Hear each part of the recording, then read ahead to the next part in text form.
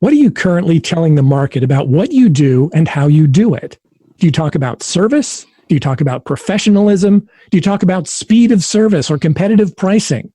Whatever it is you're saying, be careful, because the things you tell the market about yourself can be deadly. Increase sales, improve margins, and grow your business. Guaranteed. TopSecrets.com. Now, David Blaise. Hi, and welcome to the podcast. Today, co-host Chris Templeton and I will be talking about the things we say to the market about ourselves and how they impact our business. Welcome, Chris. Hi, David. You know, in business, we have to tell the market about ourselves so that they'll know what to expect. What do you mean when you say that can be deadly?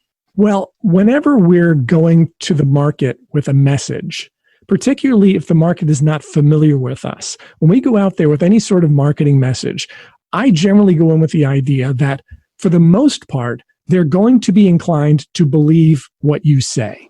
So if I go to the market with a message that says, I'm the fastest at what I do, I provide lightning fast service, I'm very responsive, then people are going to, even if they don't initially believe it, they're going to expect it of you simply because you said it. If I go to the market and I say, I provide the most cost-effective service, I can provide the cheapest price, then for whatever it's worth, they're going to accept that and say, okay, this company says they provide a low price. I'm going to go in with the idea that they probably have low prices. May or may not be the case, but that's likely how I'm going to go in. So what I'm talking about here is that particularly in the early stages of a relationship, whatever it is we tell the market about us, they're likely to believe. So we want to make sure that we're saying things that we can deliver on consistently. And sometimes our temptation to try to give people what we think they want leads us to make claims, make statements about our businesses that may not be in our best interest. So give everybody some ideas of the types of claims that you think are going to create the biggest problems. Well, I think in a lot of cases, it's like the examples that I gave. If you say that you're fast, what type of clients are you going to attract? People who do things at the last minute. You're going to attract procrastinators because they're going to expect you to get it done quickly. Mm-hmm. If you go to the market and you say you're cheap, you're the cheapest, you provide the lowest price, then they're going to expect you to be able to come in with the lowest price every time, which could directly impact your margins, which would directly impact your margins. So very often, the type of things that we think a client might want, like speed and price, are the things that are toughest, particularly if we're not geared to deliver that. Now, in different professions, it's different. I mean, obviously, in a medical profession, you're not going to go in talking about price or speed. You're going to be talking about your ability to create a positive outcome for a patient, right? That's the type of thing that you're going to want to be focused on. In other industries and other businesses, the sales approach is often geared toward things like creativity. We come up with creative solutions. If you're in some sort of advertising space, then it might all be about creativity. And very often, the idea of creativity and low price don't always go together, because in order to have the creativity, you might have to have employees who cost a little more to be able to generate those ideas. And sometimes these ideas are incompatible. So a lot of what we need to do is to identify early on in our business, what do we want to be known for? What is it that we want people to think about us, and make sure that that is built into our messaging at every single stage? Well, that's the thing that's killing me about this conversation right now is if I want to, as a business owner, portray my business as being fast or cheap, unless I'm Little Caesars or Domino's, I don't know that that serves me in terms of an overall great impression. Yeah, or Walmart in the low cost area. Right. And that's the danger, is that whatever it is that you do in whatever market you're in, do you want to be seen as the Walmart? Do you want to be seen as the Little Caesars? And if you're not Walmart or Little Caesars, then the answer is probably no, because you're not going to be able to beat them. You're not going to be able to beat them at their own game.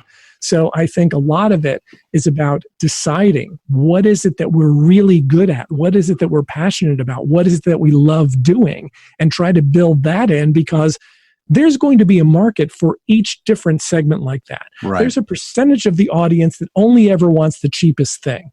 And you have to ask yourself, is that the part of the market that I really want to target? Or do I want to target a part of the market that is actually looking for the things that I enjoy doing and that I'm good at? and that my creativity, if that's what I'm selling, is something that doesn't come fast or cheap, but is something that really is a collaborative process that you're going to enjoy. That sort of thing, I think, is going to be a whole lot better of an approach, wouldn't you say? Yeah, without a doubt. And I think it will also help to attract the type of clients we want to have. Yeah. It's going to be a much better message to market match. And as a result, if we talk about the things that we're passionate about too, we'll also be able to speak with much more emotion, and people will probably become a lot more engaged with that. Boy, isn't that the truth? Okay, we've talked about if we say too much, how that can get us in trouble. But what if we say too little? Then people, they're not going to know enough to be able to make a buying decision. How do you find the balance for that? Yeah, that's a really big challenge because you hit it right on the head. If we just do the whole thing that some salespeople do where they just keep talking and talking and talking and just try to exhaust people into saying yes, very often you will end up saying something that will derail the sale. You can end up talking yourself out of a sale. That's a very common expression. If you don't give them enough information to be able to make a decision, then of course they can't reach a buying decision. So the way that I look at finding a balance is to determine what are the primary things that need to be said? What are the things that in every sales conversation you have need to be said? And this can just be bullet pointed out. Maybe it's half a dozen things. Maybe it's a few more than that. But in every sales conversation, there are a few things that you want to make sure are stated. What are they? What's the best order for those things? I would encourage you to put that together, bullet point it out, and make sure that those things are present in each conversation. That way you'll know you're hitting the essentials, but you won't go veering off into a lot of other areas that can just get people distracted and cause them to lose focus. And I think it also goes back to determining those things are the things that you're most passionate about, wouldn't you say? Yes, and the things that people need to know in order to be able to consummate the deal.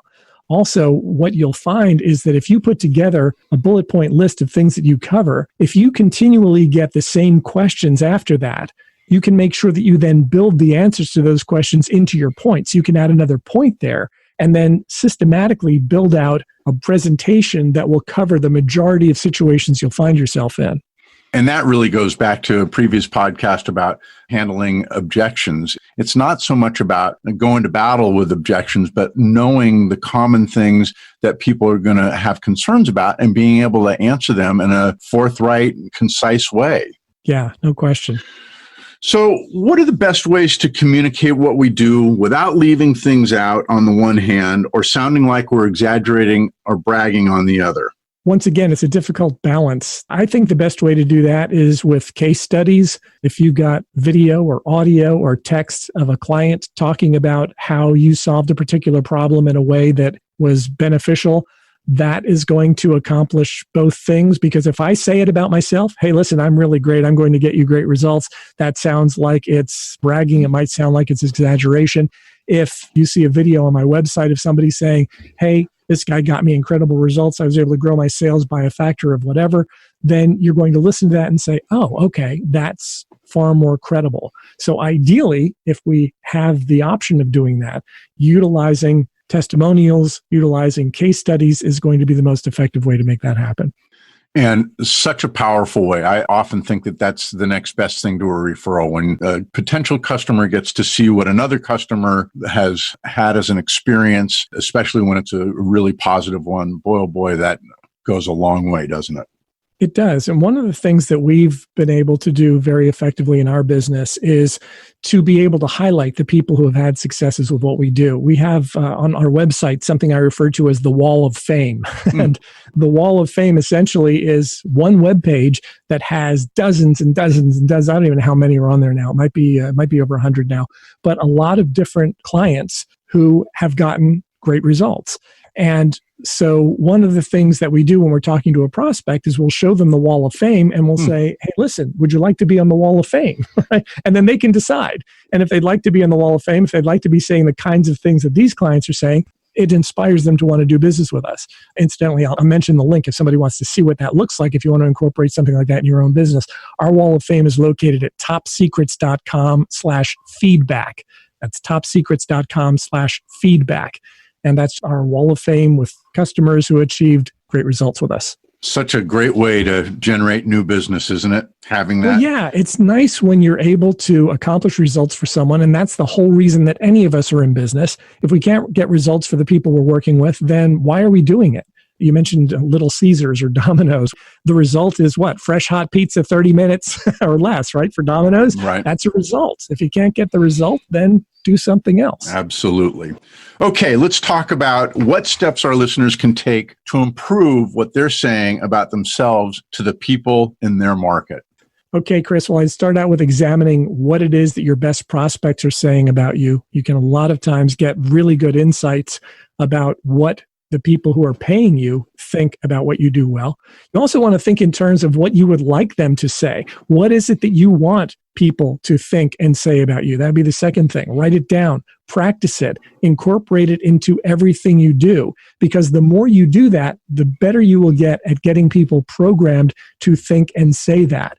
And this doesn't just stop in the marketing before you've had somebody be a client. This is the kind of thing that you want them exposed to all the way through the process. So they buy from you and they're continually hearing all the things that you would like them to think and know about you and repeat to the people they know. Third thing is to gather testimonials, gather case studies, and get permission to share those. Because when you've got that sort of thing, it's going to be able to sell you and your business a lot better than you'll ever be able to do it by yourself. And then fourth one, sort of a bonus one, would be to identify any misconceptions that you think are out there in the marketplace, things that they don't understand about you, things that they don't quite get, and to make sure that you clarify those things as quickly and as thoroughly as possible.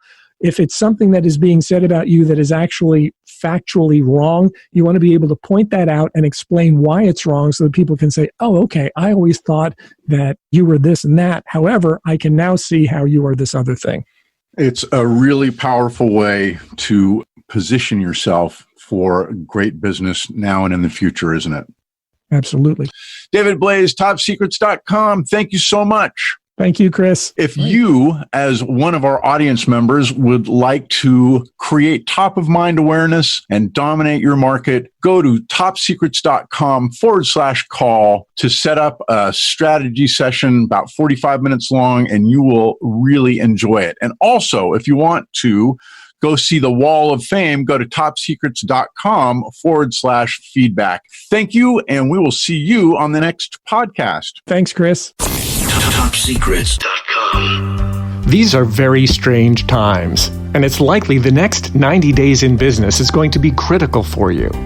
So if I offered to work with you virtually over the next 90 days to help you to minimize the short-term damage to your business and position yourself perfectly for the long term as the go-to person in your market while everyone else is too afraid to move, would you take me up on that offer?